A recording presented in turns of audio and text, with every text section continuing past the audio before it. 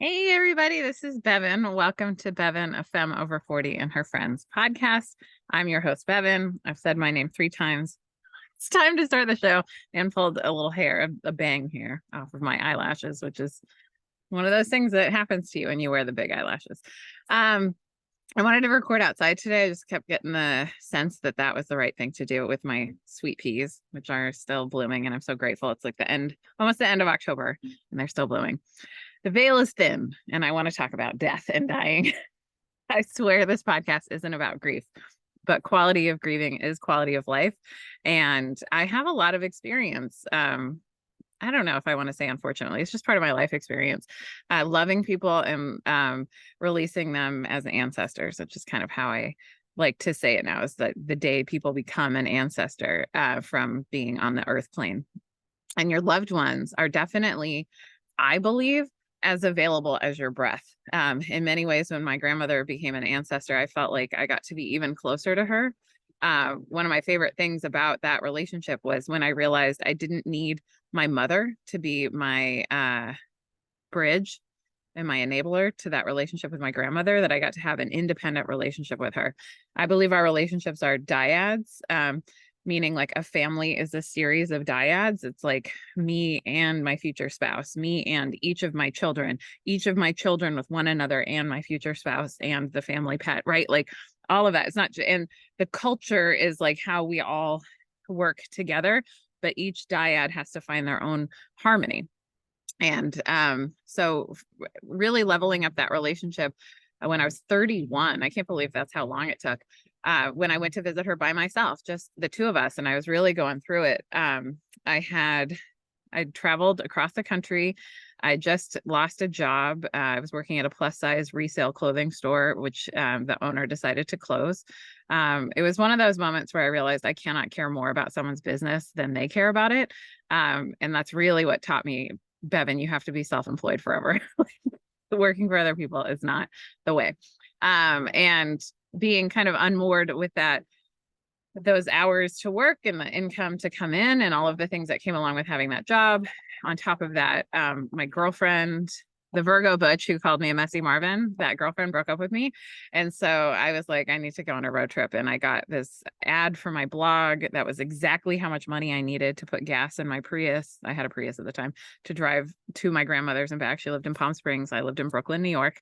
And then I got another blog ad, thank goddess, that covered enough for a couple of hotel nights.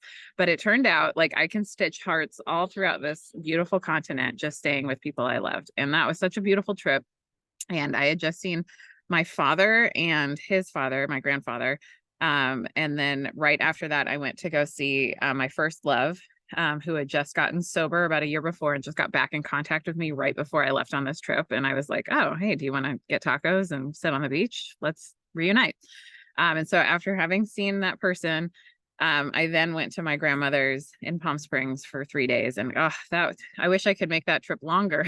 Like it was just such a good visit and a good way to create intense intimacy with her. And I'm really grateful for that. And then she passed few years later, probably 5 or 6 years after that, 7 years. I don't know. I was like 37 or so. And math's not my strong suit, but heart matters are. And when she became an ancestor, I think I was so close to my grandmother. There were no secrets between us when she passed. And she like now is closer than my breath. And I have this strong relationship with her. And I wanted to talk about funerals just because my aunt recently passed away from lung cancer. I did a solo episode a couple episodes ago about my experience with cancer as a cancer caregiver, because that was just that experience of Aunt Sherry being diagnosed with lung cancer reminded me of all of that stuff. And I was like, there's somebody out there who needs my experience, strength and hope about that. Right. So, but now like the funeral has come and gone, and it's really made me contemplate how I feel about funerals. I've lost, I want to say it's hundreds of people by now, but it's definitely dozens and dozens, and I refuse to count. Like it's just too overwhelming. I sometimes get overwhelmed this time of year with Day of the Dead offerings and things like that because I don't want to leave anyone out. And also because I get my intentions are always greater than my actions. And so sometimes I get a little overwhelmed with like, oh, I meant to do this big altar and I couldn't even get marigolds. You know what I mean? And I just like gave up because I got too perfectionist about it. And I realize now, like, I just need to set it up in a way that makes it easy for me every year. And in many ways, I just kind of want to have a working ancestor altar always and just have the photos of my loved ones there. And I was kind of doing that when I lived in Los Angeles. Like I had a whole wall of people who had passed. Because I really like to feel them still with me, and continue that relationship, because I don't think the relationship ever goes away. I think once you have love with someone, even someone who you can't even be in relationship with anymore in the earth plane because they're constantly violating your boundaries or whatever reasons, like you have to cut things off. Like I still think that relationship still exists. And we're always like, as I get more revolutions around the sun and experience more, then I experience more intimacy with people and I kind of understand them more, right? But so I've had lots of opportunities to go to funerals, and I've had lots of funerals that I have attended, and I've had lots of funerals that I haven't been able to attend. And I have lots of people who have passed who did not have a funeral and there wasn't a funeral for them. So I've got this kind of gamut of experiences, and I have some pretty strong opinions about me as an empath and how I experience funerals. The first funeral I ever attended was my stepmom, Liz, who passed away who became an ancestor when I was 19 years old. I only met her when I was 11. So I only got this like beautiful 8 years with her. There's so much I would do different knowing what I know now, in my life, and becoming a hairdresser and moving in with her and my dad for a while is definitely one of those things I wish I had done, but I wasn't brave enough to go along with uncertainty, and I wasn't brave enough to put off college. And that's all right. Like my life is how it is. And I truly believe we're on the path that we choose and we have free will choice. But I could have been an aerobics instructor 20 something years ago and I was not. So it's all right. It took me till I was 37. I started my aerobics class 1 month after my grandmother became an ancestor, almost to the day. So it was definitely like time for me to finally do that thing. So my stepmom passed. It was very sudden. She was only 48 years young. And it was devastating to me. And I didn't even know how to process those feelings. And going to her funeral, first of all, my mom offered to come to the funeral with me. And I truly regret not taking her up on that, because if I had had her there to protect me, I would not have been further traumatized by my dad, who like I counted on to protect me and just didn't have any regard for my feelings or my sensitivities and how I could be, like he just wanted things to be the way he wanted them to be. And I didn't know how to say no. You know what I mean? Like they did a lot of, my stepmom was many things, and she was a great love for many people. There was a huge turnout for her funeral, and it was very beautiful to see how many people came to honor her. And she also rolled with a lot of Hell's Angels, which is like a really different energy. Like the biker energy, I love it and I appreciate it. I love freedom. But like it's also a lot of real hard drugs. And at the time I wasn't even okay with cannabis because I'd been sold a lot of lies about like what cannabis was. And I was very much under the veil of purity culture in those ways. And so like I was just like not okay to be in the house when all the Hell's Angels like came over, and my dad was like, and I stayed there. And another regret is not like just asking my dad's parents if I could just go stay at their very peaceful home that did not have a bunch of bikers in it smoking weed. You know what I mean? And probably doing other hard drugs and drinking, which was just all was too much for me. You know what I mean? Like just I needed a tender space for my tender feelings. And my dad's mom is someone who I experienced abuse from as a child. I still like can't believe how she treated me when I was 3 and 4 years old. Truly cannot believe that anyone would treat a 3 or 4 year old like that. And even still, she had like she was very tender and compassionate with me at the service when I was like breaking down, because like I just didn't want to go see the body. Like they were doing this thing where they were going to see her body, and I was like, I don't want to see her like this. And she said, you don't have to, just come over here and sit down. So it's interesting how someone can be horrible and also compassionate, and like people can contain multitudes, right? So that funeral was very traumatizing for me. I did not know how to deal with that grief. I tucked it away and I would cry every time I talked about my stepmom. And it's interesting because now I process grief in such a different, more wholehearted way where, like, yeah, I cry sometimes when I think about people, but most of the time I don't. Most of the time I just have love and reverence for the experience and love that I had with that person. And I roll into acceptance of what has happened, because a lot of grief is like the experience of change. And we're not taught how to bravely step up to uncertainty. We're taught to be kept safe as we're growing up instead of being brave with the experience of life. And if there's one thing that I can give my future children, it's just this like bravery around the unknown, because the unknown is the only thing we really know, right? There's nothing that is actually for certain tomorrow. Like, given the state of our global climate, like, you could wake up tomorrow and your entire house is flooded and gone. You could wake up tomorrow and there's a wildfire that has just wiped away your whole neighborhood and you have nothing. That's the experience of a lot of people in Canada this summer. That's the experience of a lot of people in Greece this summer, you know, and like all over the world. And it's just going to happen more and more. Uncertainty is the only thing we know for sure. So anyway, grief is a lot of like, grief is love with nowhere to go. But like, I think I've learned how to channel that love, you know what I mean, in a really beautiful way that works for me. And everyone loves differently and everyone grieves differently. And I just hope that what you get out of my podcast more than anything, it's my hummingbird friend, is just that you're okay, and it's okay for you to feel your feelings, and it's okay for you to grieve in your own unique way. And mine is just one of 8 billion ways of grieving. But I hope that you find something in what I can offer you as a teacher and a friend, in my words. I'm never going to get it perfect. I'm just going to do my best. So that first funeral was traumatizing. And then like the more funerals I went to, the harder it got. You know what I mean? I was just like this little empath bubble. At the time, I had no spiritual hygiene practices. I did not know what I was doing. I did not know how to protect myself. I was just in a crowd, which crowds are already hard for me. And now that I've realized more and more, oh, I really just have to be so judicious about what crowds I'm willing to be in. And it's very few. And like, this is all pre-global pandemic, but even still, it's like even more judicious about like, what am I willing to risk my health and the health of my community to do? Like, it's got to be a full fuck yes in order for me to want to do it. So crowds, and then feelings, big sad feelings, like that are really hard to get away from. You know what I mean? Like, my shields need to be up, up, up, and my vibration needs to be up, up, up in order for me to be at a funeral type thing, right? So that's something I know now, like looking back on all these funerals I went to and just realizing, oh my God, what a stressful experience for me. No wonder I didn't like that, you know? And then a lot of times, many of my friends have chosen to end their lives via suicide. And that is also a form of trauma, right? Like a friend making those choices. And I think I have a lot of values and ethics around body autonomy and people's choices around their lives and how they want to live and whether they want to live. And a lot of those deaths are so sudden and so traumatizing for everyone around that they don't get memorialized at a funeral.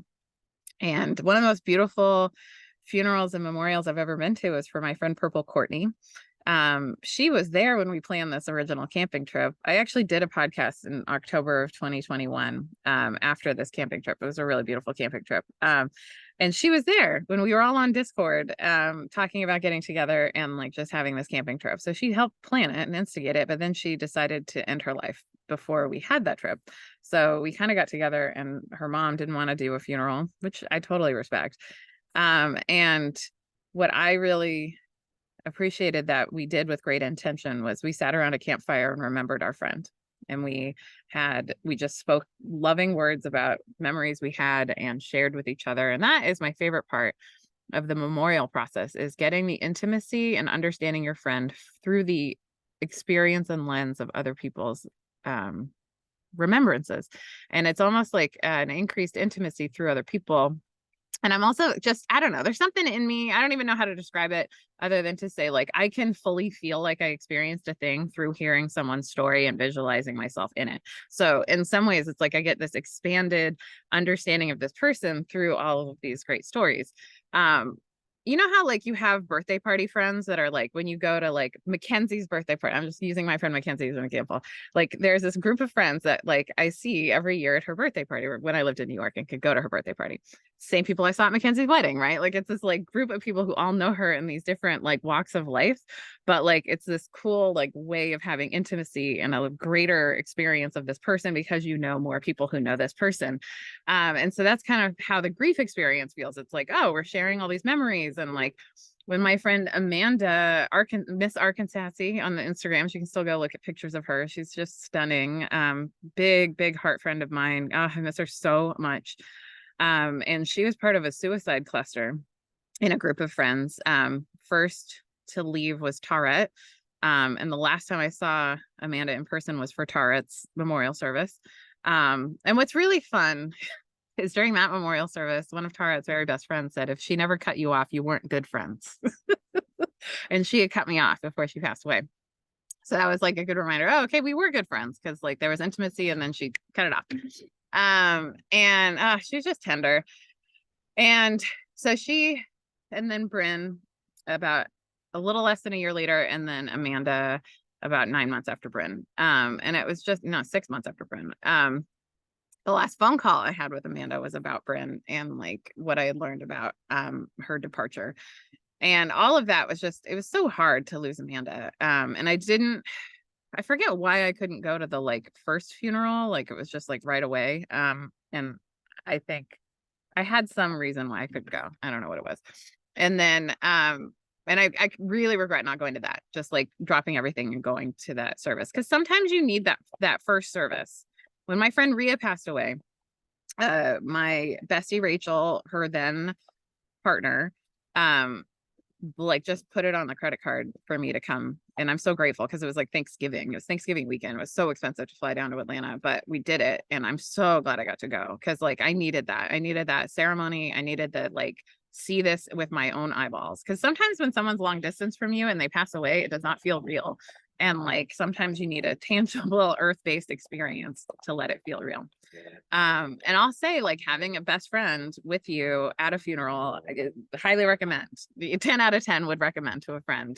That to me is so important. So like regretting not having my mom come to support me at my stepmom's funeral, like definitely like really appreciated having Rachel and her partner, because her partner was kind of there in service to both of us, helping us like deal with this tremendous loss. Rhea was someone I went on some dates with. I have a really great blog post. If you search queerfatfemme.com and Rhea, you'll find it. It's Remembering Rhea Pell. Ugh, this amazing sigh. Oh, I'm wearing my Nobody Ever Died of Awkward sweatshirt with confetti arms. This is from my merch mall, and Nobody Ever Died of Awkward is a blog post I wrote in like 2009, 2010 that got viral. And it was advice Rachel gave me about asking Rhea on a date. And I'm glad I did because we went on many dates over several years and I loved our connection and I still feel that connection very strongly and even more strong actually now. Now that I'm like, she was 11 years older than me. So as I become the age that she was at 46 when she passed away, which is crazy young. Anyway, it's wild to now be that age that she was when we went on dates. And I get it. I get how she was and who she was. But anyway, like I'm really glad I got to go to that funeral. I didn't get to go back down for the big memorial service, which was a month later. I wish I could have gone to that because like that was at the Fox Theater. It had a ton of people. I mean, the first funeral had 1,000 people and it was wild to be in this like procession of people walking like with this like there was a band, like a horn section band. It was really incredible. It was an incredible experience. I'm glad I went to that. Right. So I know I tell like 88 stories at once. It's just how my brain is. Thanks for being here, besties. So with Amanda's first funeral, I didn't get to go to it. So there was a memorial service similar to what happened with Rhea later that some friends put together. And I was all set to go. And I drove up to San Francisco with my partner. So I had my emotional support partner coming with me. And we had left my beloved dog, Macy, and Biscuit Reynolds, the co-host of my podcast, who has chosen to stay inside. It's cold. For this episode. So Macy and Biscuit Reynolds were under the care of some pet sitters who then abandoned them in the middle of the night. Like we had some neighbors who shared our driveway who were running a meth cafe behind our house. A meth cafe, meaning like, it's of course not really what they did, but people would come over, buy meth from them and hang out for a little while. So to me, it felt like cafe vibes, but it was like very stressful to have that happening. Never trust a tweaker. Some of the best advice I've ever gotten in my entire life, because they will always care more about meth than about you. And they will always lie to you. So, because they care more about meth. It's sad but true, but just very real. Don't trust a tweaker. So they decided, they were just too freaked out. We had warned them about it. We were like, these guys are a little shady, but just, kind of stay out of it, blah, blah, blah. They decided to leave in the middle of the night, left our pets alone with no care. And so we could not figure out what to do. And there's no way we could stay in San Francisco. So we drove home. So I missed that memorial service, and it was really devastating to me. But it was like that moment really taught me. I was like, okay, do I need funerals and memorial services to memorialize the people I love who have passed away? What function does this serve for me? Is this valuable in my grieving and mourning process? And so just is like a question I asked myself that I mulled over. And then like in the last couple of years, I've really gotten those Prime vans that drive past all the time. I do appreciate that they're electric vehicles, and so they're not polluting the air, but they remind me of the smoke of the Death Eaters from Harry Potter, like how they like shoom around. That's what it reminds me of, because it's just like Jeff Bezos is not good energy. Okay, anyway. For those of you listening, that was a Prime van that just rolled behind me. That's one of the things about doing this podcast outside, is like, is there suddenly going to be weed whacking? Is there suddenly going to be construction? Are there neighbors that are going to drive by? Maybe. Okay. So, what were we talking about? Okay. So I got the opportunity the last couple years, to recognize what it meant to miss a funeral that I would have otherwise not questioned going to. Because I think a lot of us are raised in this way where we like have to do family stuff, and we have to do this thing because it's the right thing to do, versus whether asking ourselves the question, is this going to serve me? Do I need to be there? I learned this from my Uncle Ike, which is funerals are for the living and memorials are for the living. And this was when my grandfather passed away. My grandmother's second husband, who was the only grandfather I knew on that side, who's a Holocaust survivor, grandfather David. And when he passed, we didn't have a funeral for him. I flew in from New York, but we all gathered at grandmother's house for a long weekend. I was there for probably about 5 days to just help her and be with her and help her clean out grandfather David's study, and just be present with her. And it was all she needed. She just wanted her family near. She loved her family. And it was a great relief for her to like no longer have to caregive for him anymore, because for the last couple of years of his life, she was physically caregiving. And I just remember that not being a funeral, but that being a family gathering instead. And that's really what was needed for the living. And my Uncle Ike taught me that funerals are for the living at that time. And then Uncle Ike passed away at the end of 2021 in December. And it was a semi-anticipated death, because I remember in like September, October being like, oh, I need to go visit, and like wanted to go visit, and was like really putting in the universe, like, can I have the resources to go visit my family? Because I want to spend time with my family. And I wasn't able to make it happen. And then he passed away. And then the funeral was coming up. My mom did offer to pay for me to go down, but I didn't feel like I could be. Well, first of all, it was the Omicron wave of COVID. And like, I just felt like it wasn't worth me risking like my long-term ability to teach aerobics, because it's really like my COVID caution is community care, because I don't think that anyone should have to be subjected to COVID if they don't want to be. And I know a lot of people are choosing to be subjected to that. Personal choice. You go on ahead. But that's not how I want to contribute in community care. So that's part of it. But also a big part of it is it took me till I was 37 to figure out what I wanted to do with my life. And it requires my body and my very functioning vascular system. So I put a lot of resources into this body, and I put a lot of intention into this body. So part of COVID caution is just that. I want to be able to be teaching these aerobics till I'm 99 years old. Go out like Betty White. You know what I mean? Like doing the thing that I'm here to do. So I chose not to go. My mom and Pat did go. They masked the whole time. They wear the good N95 masks, and they did not get COVID. Thank God. Right. Even though my cousin, like, I think she told me like during the service, between the service and the after party, was like, she found out she had been COVID exposed, even though she didn't get COVID. But it's just funny, right? Like how these things like are like all these bullets dodged. It's very much like a Mario game of like trying to avoid getting infected. So then my Uncle X's wife, my Aunt Sherry, got diagnosed with lung cancer this summer.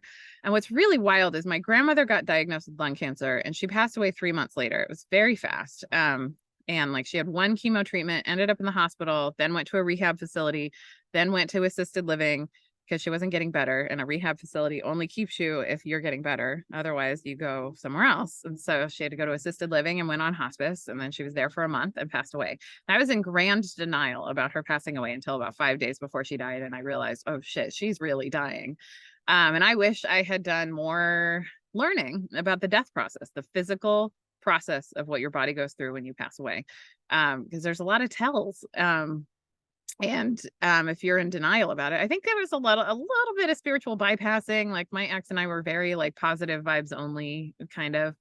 And now I think I'm just, in many ways, I think it was bypassing the experience of uncertainty. And so in many ways, if you only think positive, you're creating a false sense of security and certainty versus just being present for what is and being okay with whatever it is, because you know you have an internal sense of safety that will never leave you if you just go looking for it. It's already in there. It's what you find when you meditate. It's like, that's the peace inside. And as long as you keep building that muscle, I think you can keep showing up toe to toe with risk and keep taking risk and emotional risk and all of those things. Because if you don't risk love, you never experience love. If you've ever been in a love relationship, somebody took a risk to ask somebody else out. Somebody took a risk to have a define the relationship conversation, right? There's always risk present in love. And if you're not willing to take the risk, you're just missing out on love and what's possible for you if you have secure attachment and like how you amplify yourself in the world. I'm really obsessed with Brandi Carlile right now. I wrote a great blog post about queerfatfemme.com, Brandi Carlile. You'll see my thoughts on her and like how I fell in love with her. Just, she's so incredible. And like, I think something that she does that I'm studying very acutely is creates emotional safety and emotional security with her family network, because she's like adopted this set of twins that are like literally Brandi Carlile TM is 3 people and it's her and these 2 twins, and she's a double Gemini, so it's like perfect that she keeps absorbing twins into her band. But like she like invites people to come live on her compound with her. She lives only 120 miles that way, so I look forward to her inviting me over. Brandi Carlile, if you're listening, please produce my next aerobics video, Sweating to the Oldies prom version remake with Bevin and a live band. I think you'd be perfect. Okay. All that to say, like, emotional safety is that thing that we're always looking for with certainty. And in fact, you can just have emotional safety without certainty. So I didn't realize my grandmother was dying until 5 days before she did. But it was like really like, it was just like all this curative desire around her cancer. And then suddenly realizing, oh, we can't cure it. We've just got to accept it and like make the best of the time we have left. So I wish I had, there's a great book. I can't remember the name of it, but there's a book I'm reading right now about death and dying, just that I picked up when we knew, because so my aunt went in for her first chemo treatment and then went right to the hospital the next day. It was like 2 days, it was like 1 day earlier than my grandmother, and then like, but she passed away, like it was like a third of the time. It's like take what happened with grandmother and like truncated to a third of the time, and it was just whiplash. And like her passing away, like I wish I could have been at the funeral in many ways, but like I didn't have the money to go. My mom did offer to pay, but like I didn't feel, I don't know, it just didn't feel right to let my mom pay for it. And I also felt like I couldn't take the precautions I wanted. Another wave of COVID came through, and like it just felt like, oh, if I can't drive down there and I can't like have my own space, like it just feels like it's too risky. And I also kind of knew that like I didn't need it, you know what I mean? In the way that like I definitely needed it with Rhea, because the transition was so fast. I knew that because I live here with my mother, I was going to be able to process the grieving and the grief with my mom. And what I really want more than like the going to the funeral experience is time with my cousins, you know, time with the people that have been left behind because of this sudden death. That's different than you get when you have a big party, you know what I mean? Like, and I have to say this, like The party after the funeral, I know that is totally some people's jam. Not for me. I remember Ria's funeral, there was a party after the funeral, and it was like the funeral was really meaningful to me. And then me and Rach and her then partner went out for a meal, and then we went to the wake. And like, I kind of wish we had waited for the wake to eat food, because I didn't realize how much barbecue was going to be at the wake. Just saying, there's a lot of good barbecue there. But it was just so much drinking and rabble rousing. And even at the time, I was a nightlife producer, so it wasn't like drinking was uncomfortable for me, because it's like, I can be around people who are drinking. It's not the worst thing, but it isn't the greatest thing for me when I'm having feelings. You know what I mean? Like, to be around a bunch of drunk people, I feel like I have to have my walls up. And I mean, I haven't drank for 11 years, so I was already like 2 years into not drinking at that point. I don't know. Yeah, 2 years into not drinking. It's been 9 years, almost 10 years since Ria's passing. But yeah, it was just weird and hard. And it's like, I don't want to be around a bunch of sad people who are drinking and wilding out. Like, that is just okay for me to have, like, not for me. It's okay. Like, there's, no wrong way to be a person. There's no wrong way to grieve. There's no wrong way to have your feelings. And there's no wrong way to feel about the wake. Right. And like, I know that for some people, they love that kind of stuff. And that's your yum. You go on ahead and enjoy it. But I just want to go home and cozy up with my Taurus bestie in a bunch of blankets and like watch TV, and like just decompress from the funeral, which was so much. Right. So I just decided like not to go to my aunt's funeral, because I was like, I don't really care for funerals, and I would rather spend quality time with my cousins processing grief later on. Like, my real dream is to like get a house in around Palm Springs where my grandmother lived, and like hang out with them for a weekend or a week or whatever we can do, and just connect, because that's really what matters to me. Is like, funerals are for the living, and I considered their feelings, and I considered how I could connect with them in a way that like felt nourishing and meaningful. So I wrote them cards, and like, my thoughtfulness is always far more in my head than it is in my actions, but I'm allowing grace for myself to continue to develop my actions so that I can continue to be the kind of thoughtful person that I want to be in the world and how I want to show up in the world. So I'm getting better and better at sending cards, and I'm getting better and better at sending random notes to people. I really feel like snail mail for love connections is just such a beautiful way to do. But even just a text, like, here's the thing. If you have a friend in your life or a loved one who's grieving, send them texts that say you're thinking about them. And another way to help people who are grieving, I'm sure I've done a podcast episode about helping people who are grieving, and if I haven't, I will. But another great thing to do is just to give them tangible ways you can support. Grief is something that really eats your brain capacity, because you're processing a big change in your life, especially if it's someone who was in your day-to-day life. And a parent loss is like, even with my dad, who like, there's a great podcast episode I did. I'm going to say great just because I haven't listened to it again. Sometimes I publish something that's so vulnerable, I can never listen to it again. It's just, I can't. But it's there, and I get a lot of emails from people that it's been helpful to them. By the way, I want to hear, if you care about what I write and you want to send me some like feedback about a way, I need affirmation. That's part of who I am as a person. So if you want to send me like ways in which things have helped you tangibly, please, fatkiddanceparty@gmail.com. You can always send me a note. I don't do a lot of comment moderation in the world because I don't want to have another job that's comment moderation. But I love it, especially like with my blog. I don't have comments on my blog for that same reason, but I want to hear that my work matters to you, and that has helped. So I've gotten a lot of messages and notes from people that episode has helped them. So my dad never had a funeral for him, and like, I have done some great grieving with that. So anyway, something that helps, or that I realized in that process, is that like, grieving, like, your brain is using 70% of your calories, full stop, like just on a regular lifestyle, right? But if you're someone who's like academically rigorous, if you're like in a thing where you're learning stuff, or if you're just a lifelong learner like me, or you're really putting your nervous system to the test, like, you need to do things that nourish your brain, right? Like, you need to be calorizing, like giving calories to your brain to function. And so that's like, I think why it's always been a thing that you bring food to people who are grieving. So finding out their dietary restrictions and bringing them nourishing food that they can put in the freezer and then pull out when they don't have capacity to like figure out how to feed themselves. That's a great way to help support grieving folks. And another thing is just like notes of like, these are ways I can support you, or any of these things something that you need right now. Just like telling them how you can support them versus just saying, how can I support you? That's like someone who has lowered brain function because they're grieving, asking them to do work instead of allowing them a break from the work of living, because life is a lot. And we're meant to be like physically wired to be in interdependent communities of 150 to 200 people. And absent that, we're just taking on so much that it grinds us to the ground. This is where capitalism isn't grand for our physical bodies. Okay, so those are my thoughts on funerals.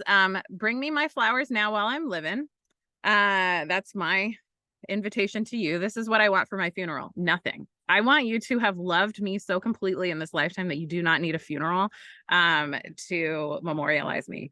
Spend your money on me now. I am a totally crowdfunded, supported artist. And so if my work is meaningful to you, patreon.com, patreon.com/FKDP, which stands for Fat Kid Dance Party, which is my aerobics class for anyone who feels left behind by mainstream fitness. If you've ever been called too much, too fat, or felt too awkward to dance, mine is the supportive class for you. Rule number 2 of class is we cheer for awkward, because nobody ever died of awkward. And I want to support you just being the best you can be, and everything that you want is on the other side of your comfort zone. So getting okay with awkward is getting okay with uncertainty. It's getting okay with vulnerability. It's getting okay with risking what you want in life. And that's what I'm here to support. And I will tell you, I need the support of everyone who loves me in order to keep going. And this is why I'm able to do this podcast, is because of my Patreon supporters. Thank you. You can also just buy me a coffee. You can buy me something from my Amazon wish list. All the links are in the show notes. And I love and appreciate all the support right now. I do not want you to spend your money on me when I die. I want you to spend your money on me now so that I can do and amplify and just be here for people who don't get it yet, and just keep creating.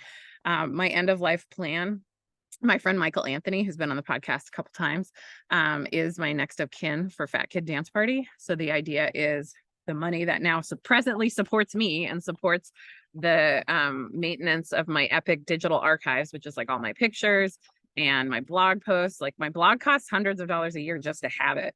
And like all of it, right? Like all of those, and then all the videos for Fat Kid Dance Party aerobics. I've got at least 200 in the vault.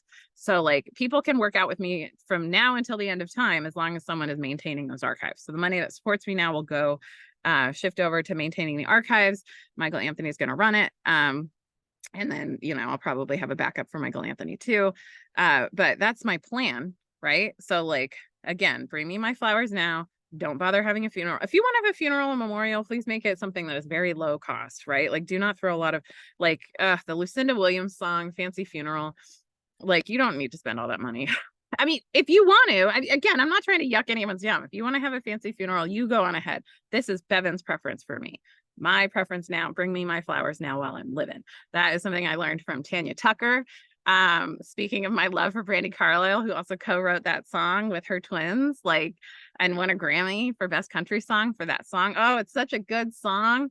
And it is the sentiment I'm living right now. Like, I need the support now. I don't need the support when I'm dead and gone. Like, when I'm dead and gone, I want it to go and support the world. I want to be decomposed by mushrooms and put into a tree that can then just mother the world.